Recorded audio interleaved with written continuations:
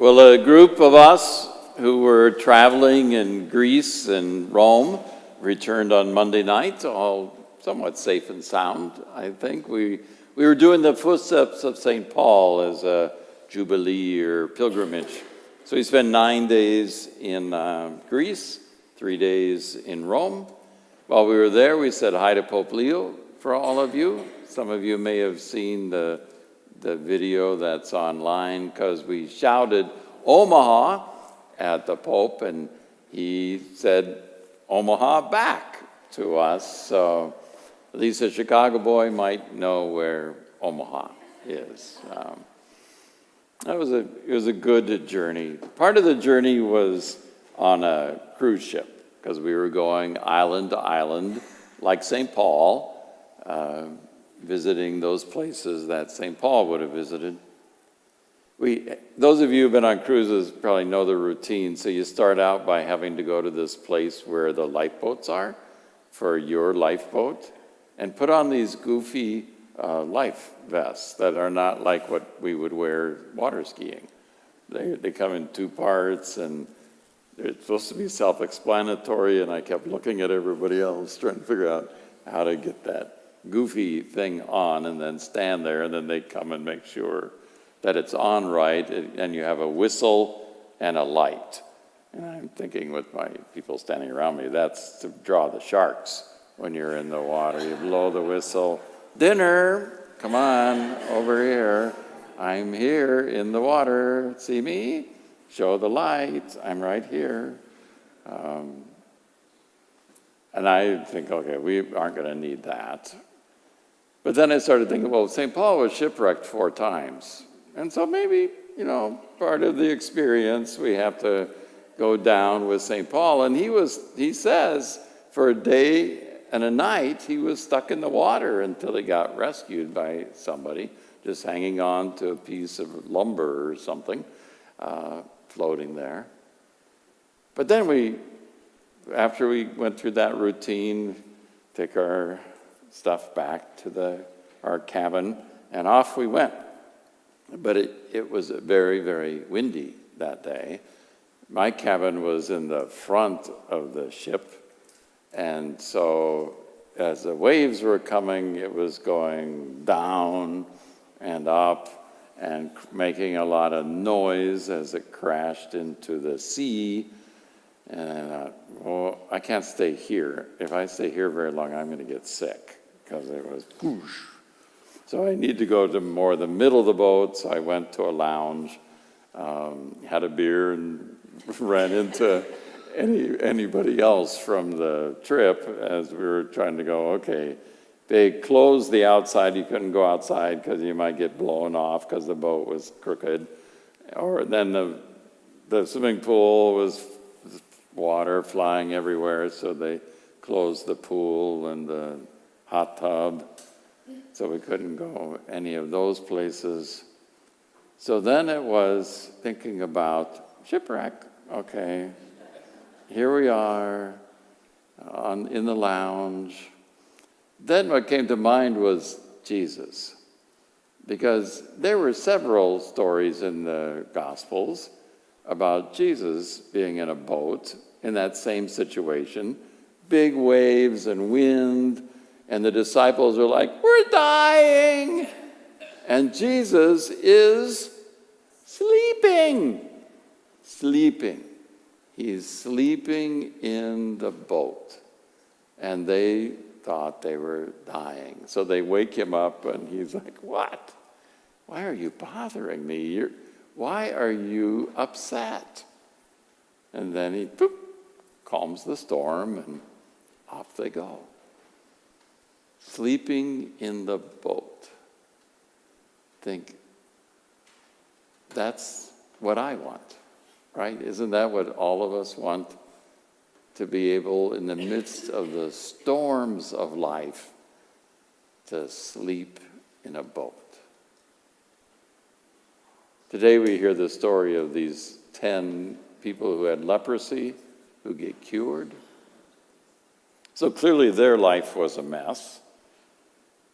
And they probably hungered for that same thing. I want that peace that can get me through the storm of this life. I'm sure they felt comforted by just being with each other, because there's something about sharing suffering among humans that makes it easier to bear the suffering. And so they were hung together, those 10. Jesus, it says at the beginning, was going through Samaria. So they were actually in Samaria, not in Israel. Probably hanging out there because maybe it was a little bit easier for them to hang out there, because they had to shout to keep everybody else away. They couldn't see their family or their friends. Their rules are very strict for those who had that disease.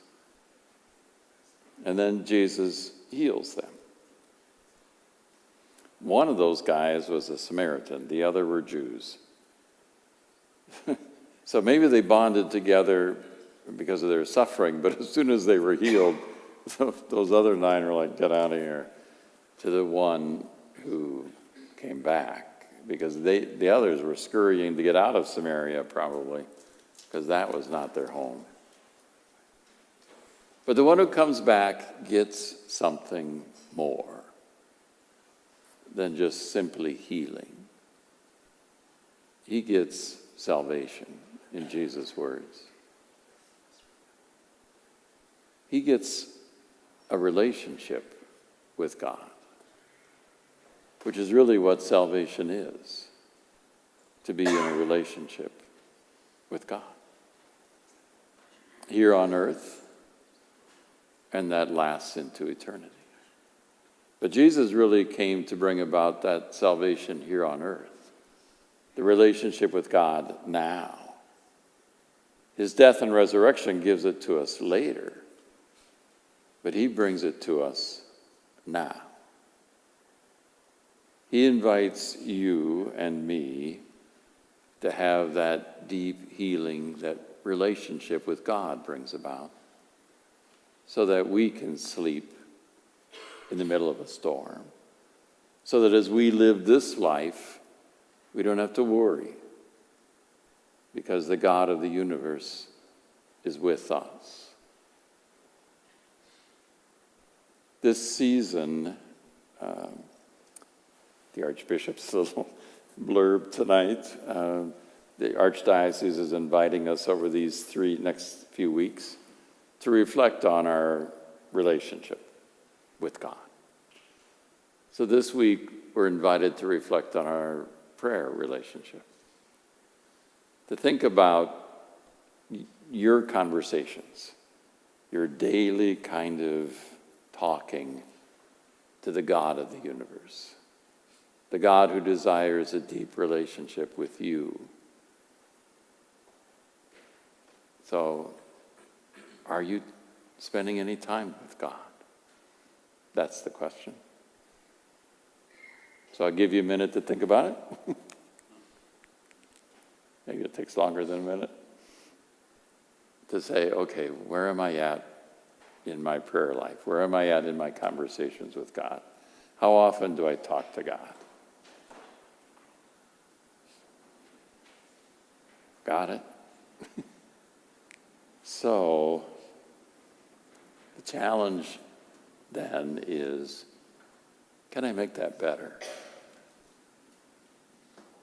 God is somebody who desires a close relationship with you, who knows everything about you, who wants you to have that power of a child of God. Jesus' power came through his prayer. The disciples knew that. That's why they asked him, teach us to pray. Because that's where the power is. So can it be better? Can you say, well, at least 3 times a day, I spend a little time with God. When I first wake up in the morning, do I spend any time? Can I begin my day with the one who loves me and say, thank you for another day. I'm up. I always like to have a cup of coffee with God first thing in the morning to begin my day before anything else starts. And can we think of God in the middle of the day when you have a moment and a piece somewhere in your day, lunchtime, just to invite God into whatever is going on in your day? Or maybe you have a chance to take a break. I love to take walks with God. Now, I really prefer to pray out loud, but then other people look at me funny, especially if I'm walking through the old market. There's that crazy guy again. He's talking to somebody, but he's not on his phone. But just to spend a little time in the middle of the day talking to God. And then at night, at the end of the day, to invite God in to look at your day and see where the two of you did great things together, where the Spirit was working in your life. 3 times a day. Could you handle that with your best friend? To the one who created you and loves you. We had a clergy conference right after I got back from Greece on Tuesday and Wednesday of this week. And it was good, good gathering. But the instructor who had taught at Notre Dame for years, taught this little simple prayer, which I had not experienced before, but I'll teach it to you, because she said we could teach it. So it's very simple. You hold up your hands open, and then you say in your prayer to God, I'm here, and I'm yours. And then she recommended that we say that a few times to God before we begin our conversation, just as the beginning of a prayer. To God, I'm here, and I'm yours. So let's try it. Hands open, and then we'll say together, I'm here, I'm yours.